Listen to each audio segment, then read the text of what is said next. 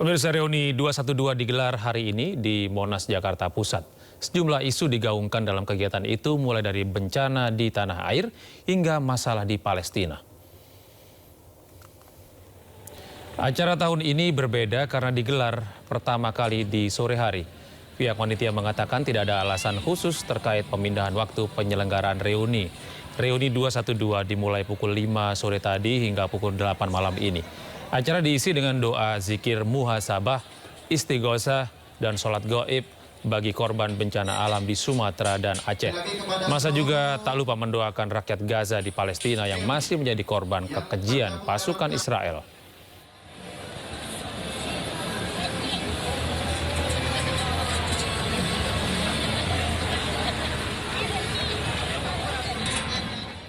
Dan pemirsa, untuk mengetahui situasi terkini reuni 212, kita sudah terhubung dengan rekan kami Hadisti Arifah.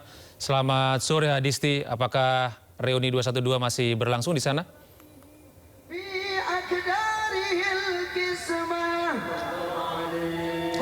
Ya, Gede dan juga pemirsa, hingga saat ini kegiatan dari reuni Akbar 212 masih berlangsung di kawasan Monas, Jakarta. Dari pantauan kami sudah terlihat ribuan umat Islam yang hadir di sini untuk mengikuti rangkaian kegiatan 212 yang memang berpusat di kawasan Monas, Jakarta ini. Mereka sudah memadati area ini sejak dari tadi sore karena untuk kegiatan pun ini memang tadi sudah dimulai sejak pukul 17 waktu Indonesia Barat. Nah, saat ini situasi atau rangkaian dari kegiatan yang berlangsung adalah sholawat, zikir dan juga doa bersama yang ditujukan untuk NKRI sekaligus juga ditujukan kepada saudara-saudari atau korban yang terdampak bencana di Aceh dan juga Pulau Sumatera.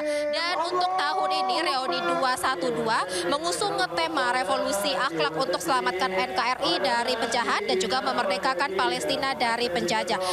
Beragam kalangan yang hadir di sini, baik itu anak muda hingga orang dewasa dan juga dari berbagai elemen hadir di sini untuk mengikuti serangkaian dari kegiatan dari reuni 212 ini. Nah, untuk rangkaiannya tadi sudah dimulai pada pukul 17 waktu Indonesia Barat dengan kegiatan diawali pembacaan ayat suci Al-Quran oleh ratusan santri yang hadir di sini, kemudian dilanjutkan dengan sholat maghrib berjamaah dan juga sholat isya berjamaah, kemudian zikir dan juga doa bersama. Kemudian juga akan ada agenda khusus sholat gaib yang ditujukan untuk korban bencana yang terjadi di Aceh dan juga Sumatera. Begitupun juga akan nanti dilakukan doa bersama untuk korban terdampak bencana. Selain itu juga di dalam rangkaian reuni 212 nanti juga akan ada penggalangan dana yang ditujukan juga untuk korban terdampak bencana. Selain itu, nanti isu yang dibahas juga ini adalah terkait masalah Palestina, sehingga di sini juga kalau kami melihat banyak sekali atribut yang dibawa atau digunakan oleh peserta di sini yang bernuansa Palestina, karena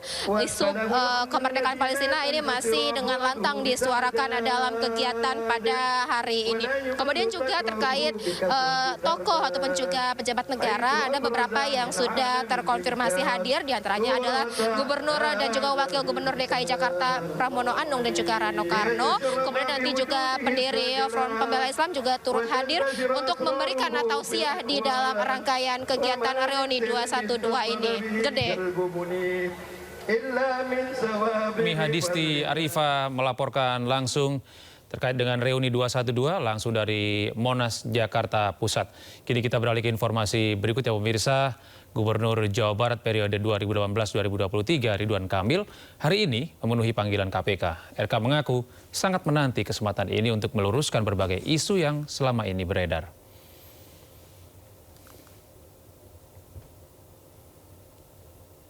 Usai menjalani pemeriksaan selama kurang lebih 5 jam, Ridwan Kamil keluar dari gedung KPK sekitar pukul 16.30 sore tadi.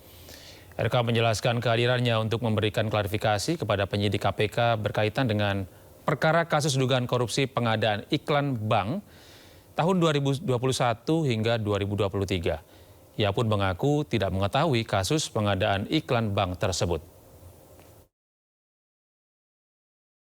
Makanya saya senang dengan undangan klarifikasi. Saya kira itu. Berapa pertanyaan tadi Pak? Ya, jadi karena saya tidak tidak mengetahui maka semua yang pernah ramai itu semua adalah dana pribadi, ya, dana pribadi sendiri, jadi tidak ada hubungan dengan perkara yang dimaksud, kira-kira begitu. Berarti termasuk mobil Mercy yang... Ya, semuanya dana pribadi, Mas. Nanti itu yang menjadi kebenaran yang saya sampaikan. Gubernur hanya mengetahui aksi korporasi BUMD ini kalau dilaporkan.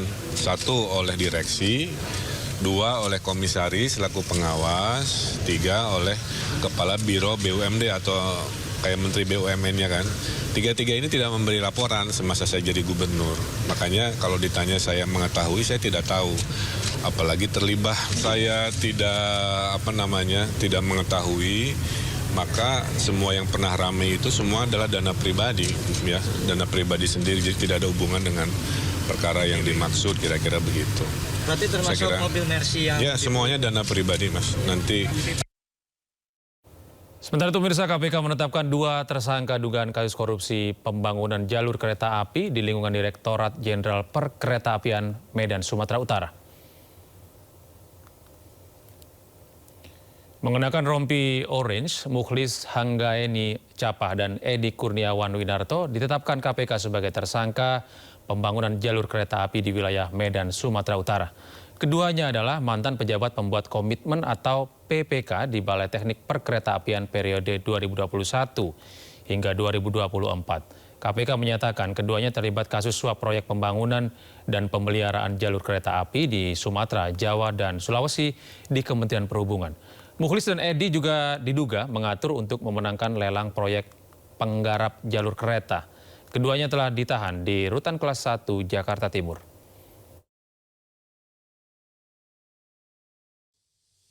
Adapun konstruksi perkaranya adalah sebagai berikut.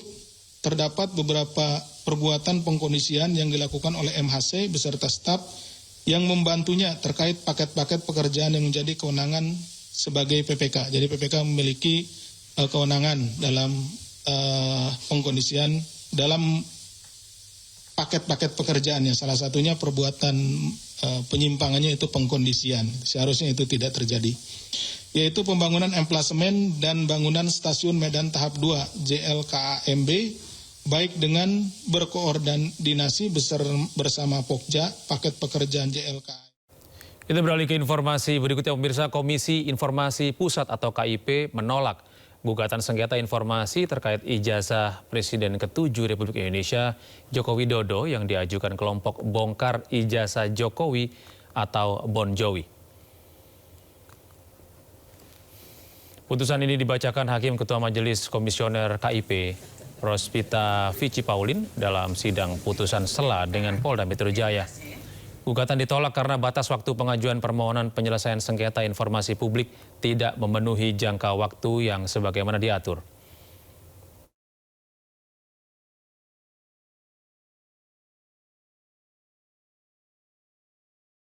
Usai sidang putusan sela dengan Polda Metro Jaya, KIP kembali menggelar sidang sengketa informasi ijazah Jokowi dengan pihak UGM. Sidang ini sempat berlangsung panas. Sidang sempat memanas saat Hakim Ketua Majelis Komisioner KIP Rospita Vici Paulin mempertanyakan uji konsekuensi yang dilakukan UGM dalam sidang sengketa informasi ijazah Jokowi. Pasalnya, majelis meminta UGM melibatkan pihak eksternal dalam uji konsekuensi. Namun, pihak UGM tak ingin melibatkan pihak luar dalam menguji dokumen yang bersifat pribadi. Bapak melakukan uji konsekuensi, ini misalnya saya ambil contoh nih KHS, ini hanya terkait KHS-nya Pak Jokowi atau KHS secara keseluruhan yang Bapak uji? Oke, sesuai dengan di SK tersebut itu khusus KHS-nya Pak Jokowi. Nah, kalau KHS pada umumnya diminta oleh publik terbuka atau tidak, Pak? Kalau misalnya nih publik meminta KHS atau yang lainnya di luar itu, ini terbuka atau enggak? Iya, saya kira kalau konteksnya ada tadi uji konsekuensi, Ibu, kalau konteksnya dia melibatkan masyarakat, sekali lagi kami berpikir bahwasannya KHS itu data pribadi. Jadi kami tidak melibatkan masyarakat dulu dalam konteks ujian konsekuensi, kecuali dasarnya ada persetujuan dari si pemilik data ataupun nanti perintah dari KIP. Pemahamannya itu Pak, pemahamannya Bapak melakukan uji konsekuensi bukan hanya terhadap KHS-nya Pak Jokowi, Karena kalau Bapak mengatakan KHS untuk Pak Jokowi dikecualikan, maka secara global untuk siapapun itu menjadi informasi yang dikecualikan. Ya kan? Uji konsekuensi yang Bapak lakukan, kenapa kemudian harus melibatkan masyarakat? Masyarakat akan, Bapak harus kasih dasar-dasarnya apa yang menjadi pertimbangan. KHS ini harus dikecualikan. Ada informasi pribadi. Informasi pribadi apa sih yang terkandung di dalamnya? Kan tadi saya udah bilang, tidak mesti dokumennya Bapak tunjukkan kepada pihak masyarakat. Tapi kemudian dilakukan kajian bersama antara UGM dengan pihak eksternal. Sejauh mana sebuah informasi itu kemudian akan dikecualikan, gitu loh. Dampaknya apa? Ibu, kalau misalnya Ibu disitu ada pakar gitu ya, saya kira pakar itu juga bagian dari masyarakat gitu ya. Nggak bisa, Pak. Itu kan, maka tadi saya tanya pakar ahli hukum ini dari UGM atau bukan? Iya betul. Dari UGM kan? Ya, jadi kan perintah majelis melibatkan, Pak ini perintah majelis loh. Kami memerintahkan harusnya melibatkan pihak luar. Gitu loh. Ya, tapi Bapak tidak melakukan. Ya, gitu. sekali lagi Bu, kami berangkat dari sikap yang kehati-hatian. Yang notabene itu